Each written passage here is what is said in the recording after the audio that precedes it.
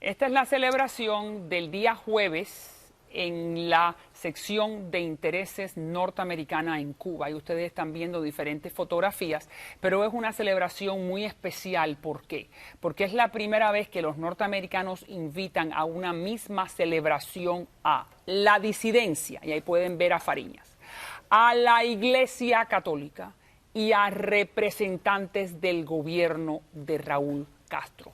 Los tres bajo ese mismo toldo, dentro del mismo edificio, porque obviamente los norteamericanos invitan a quien ellos consideren a su casa o a su centro diplomático. Está con nosotros el señor Alfredo Durán, muchas gracias Durán, que es abogado y además fue en un momento presidente del Partido Demócrata en el estado de la Florida, siempre un gusto.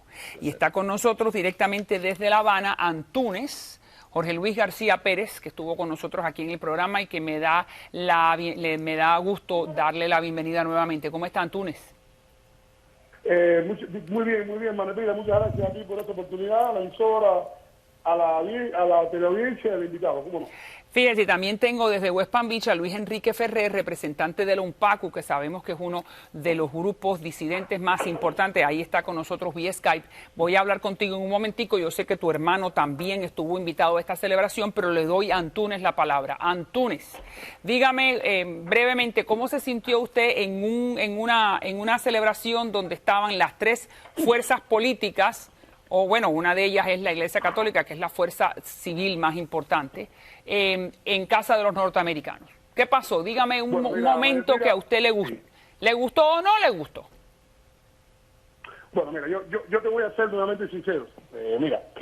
En un principio yo había rehusado participar en este encuentro como una respuesta a esta oficialización o esta pronta oficialización del restablecimiento de relaciones entre Estados Unidos y Cuba, pero tratando de evitar caer en un gesto de descortesía, finalmente decidí acceder y también muy bien, viendo la posibilidad de que pudiésemos ahí encontrarnos con el cardenal Jaime Ortega y la representación de la Iglesia Católica. Tú decías algo, María Elvira, que estaba un poco incompleto.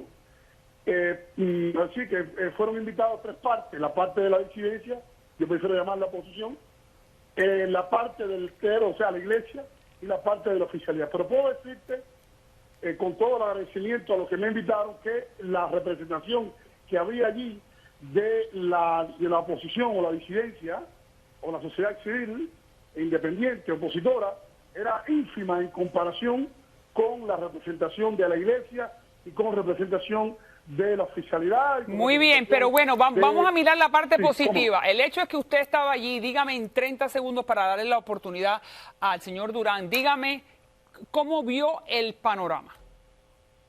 Brevemente, Antúnez. Bueno, mira, el panorama allí vimos tremenda entusiasmo por parte del cuerpo diplomático norteamericano. Ellos saben bien, nos recibieron con la cortesía que los caracteriza, pero conscientes en que la mayoría de las personas que allí estábamos somos contrarios y no simpatizamos. No, pero es que de eso se trata la democracia, y por eso le pregunto directamente. Perfecto, dígame al punto, ¿qué fue lo que más... ¿Qué fue un momento donde usted se sintió que hay que destacar con los televidentes que no pudimos estar ahí? En 30 segundos para darle la posición a Durán. Yo creo que el momento más importante que hubo allí en ese lugar fue la conducta irrespetuosa, provocativa, cínica del cardenal Jaime Ortega, que utilizando los mismos epítetos, utilizando incluso la misma fraseología del régimen castrista, irrespetó y trató mal a varios opositores que fueron allí. ¿Y usted lo oyó? A intercambiar. ¿Usted lo oyó? Usted mismo lo oyó, Antúnez. Usted estuvo presente y usted escuchó lo que dijo el cardenal Ortega. Presente.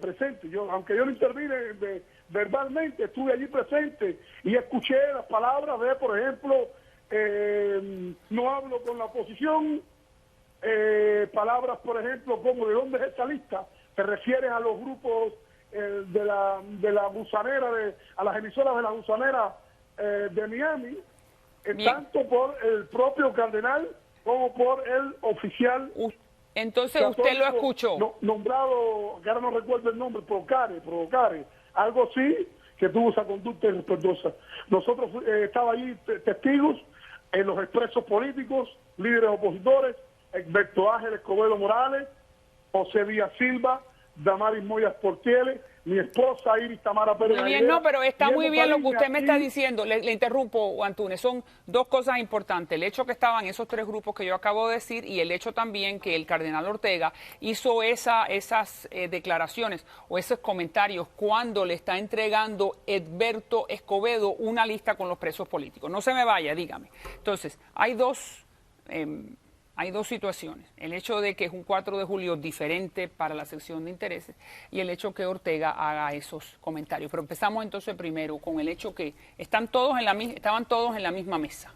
Mira, yo no sé lo que dijo el cardenal Ortega y no creo que eso es lo importante de este proceso. Lo importante de este proceso es que por primera vez en 55 años los Estados Unidos ha establecido una política de relaciones exteriores hacia Cuba.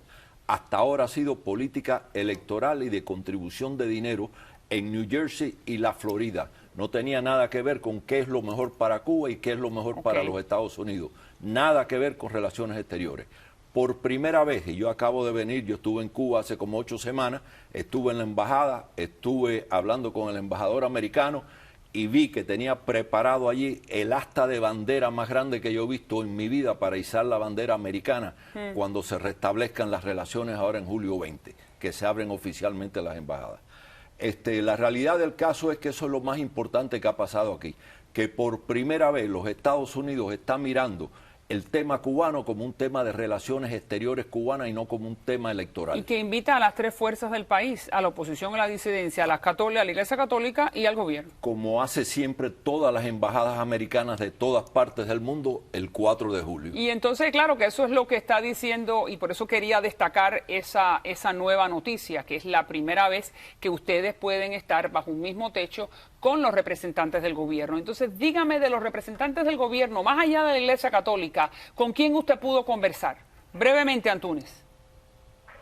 Bueno, en definitiva yo no pude conversar con ningún representante del régimen, ni creo que hubiese podido hacerlo, porque recuerdo que un régimen que no tiene voluntad de conversación, ni está esos funcionarios autorizados a hacerlo, pudiera hacerlo. Por ejemplo, yo me pude encontrar ahí con un señor muy polémico nombrado Hugo Cancio, promotor de ese desigual, paradójicamente desigual intercambio cultural, a quien fui el primero que decidí entregarle el listado de los presos políticos. Él me recibió un poco sonriente, no hubo debate, no hubo problema, y denota que también nosotros, los demócratas cubanos, tenemos vocación democrática. No, y está muy bien, pero Cancio, que yo sepa, Cancio vive en los Estados Unidos y no es un representante conocido del gobierno cubano. Aparte de Cancio, dígame con quién más usted pudo tener algún tipo de intercambio. ¿Usted se acercó a alguno de los miembros del gobierno? No, yo no tuve yo no me acerqué a ninguno de los miembros del gobierno, de las dictaduras. Yo aproveché la ocasión para intercambiar con mis hermanos que se encontraban allí de la resistencia, para hablar e intercambiar sobre la situación de la represión que hay en Cuba, para organizar otros encuentros posteriores. Y ahora que usted me dice represión, déjeme solamente mostrar entonces lo que ocurre. Esto ocurre el jueves, que es la reunión de la sección de intereses, pero entonces el domingo, esto también es algo que es diferente y es nuevo. Las damas de blanco nuevamente caminan por la Quinta Avenida, como siempre lo han hecho, esa marcha que han hecho por más de 10 años, pero entonces 14 acompañantes de la disidencia las acompañan. Es la primera vez que yo sé, y por eso está aquí Ferrer con nosotros. Ferrer, usted se da cuenta que 14 acompañantes de la disidencia, y ahí es donde entonces la seguridad del Estado violenta al señor Rodiles, que lo vemos en pantalla. Usted vamos a ponerlo, señor director, donde entonces le rompen la nariz y ahí vemos que está ensangrentado. Esto sabemos que el régimen siempre agrede, pero el hecho que la disidencia esté acompañando a las damas de blanco, esto es una nueva modalidad. Bueno, no es que sea una nueva modalidad. Siempre las damas de blanco han recibido el respaldo de toda la oposición pacífica cubana compuesta por hombres. Es más bien una cuestión de caballerosidad, tradición y de respeto a las mujeres cubanas, y más las mujeres que luchan y se arriesgan, se juegan la vida, tratando de lograr que se respeten que se logre la libertad de los presos políticos y se respeten los derechos del pueblo cubano, cosa esta que vemos que cada día está más lejos de alcanzarse. Pero corríjame, vamos a los hechos, corríjame. El hecho de que Rodiles y que su hermano y que miembros de la oposición, como es Antúnez, acompañen el domingo a caminar a estas señoras, ¿yo no lo había visto antes o me equivoco? No, sí se había dado antes, lo que cuando no hay tanta represión como la que ocurrió ahora recientemente, no solamente aquí en La Habana, el domingo anterior también en Santiago de Cuba con 103 arrestados, es que se nota un poco más entonces la presencia de los hombres que están respaldando a esta valiente mujer. Ok, ¿qué decía ahí? Entonces, ¿qué es lo que pasa? Hay mucha gente con... Rápidamente, María Elvira. Bueno, un momentito, sí. Ferrer, espérese, porque somos tres y quiero darle tiempo igual a todo el mundo. La realidad es que la otra parte, ahí está Rodiles, que sabemos que es un hombre que ha tenido siempre una posición pues bastante coherente y una posición pacífica. Ha recibido unos golpes que todos sabemos que no amerita o que no se lo merece. Muchos en el exilio, usted los ha escuchado, dice que la realidad es que el gobierno de Cuba sigue dando palos, sigue reprimiendo y que ha dado muy poco a cambio para tanto que ha dado la administración del gobierno de Obama. ¿Qué dice usted de eso? Bueno, esa es la realidad, Cuba? pero... ¿Esa es la realidad? Pero el gobierno de los Estados Unidos lo único que ha dado también es el reconocer al gobierno de Cuba diplomáticamente, abrir la embajada allá y el gobierno de Cuba que abra la embajada aquí. Pero eso le permite préstamos. Y todo lo demás está sujeto a el respeto a los derechos humanos, como bien dijo el presidente Obama cuando hizo el anuncio. O sea que Cuba, los Estados Unidos no ha dado nada más que abrir la embajada allá y que ellos abran la embajada Pero aquí. ¿usted no considera que a los Estados Unidos quitar a Cuba de la lista de los países terroristas, eso ya le permite entonces al gobierno de Cuba ir a la comunidad internacional y pedir préstamos o lucir mejor cuando se trata del sector privado y del sector comercial? Mira, en la lista de los países terroristas nada más que quedan 2 países. Y esos Sudán dos países, e Irán. Y Corea del Norte. No, Corea del Norte ya lo quitó Clinton. Lo quitaron. Sí. Entonces, o Bush, pero lo quitaron, sí. lo quitaron. Ok, entonces en la lista de los países terroristas realmente Cuba ya no cabía y las Naciones Unidas todos los días lo estaban diciendo lo mismo. El problema de Cuba es que ¿a dónde va a ir a buscar préstamos? Vas a tener que buscar préstamos a Europa o a China o a Rusia o a algún lugar. Eso es lo que me dice que usted no considera que los Estados Unidos ha dado tanto como la oposición considera. Le doy a usted la última palabra, Ferrer, no solamente en los comentarios de Durán, sino el hecho que usted dice que la represión se acentúa. Le doy los últimos 30 segundos. Precisamente se ha acentuado muchísimo y también hemos visto el cardenal un poco más contrario a la oposición que antes del restablecimiento de relaciones diplomáticas, o mejor dicho, de las conversaciones de ambos gobiernos tratando de restablecer las relaciones diplomáticas como se está haciendo.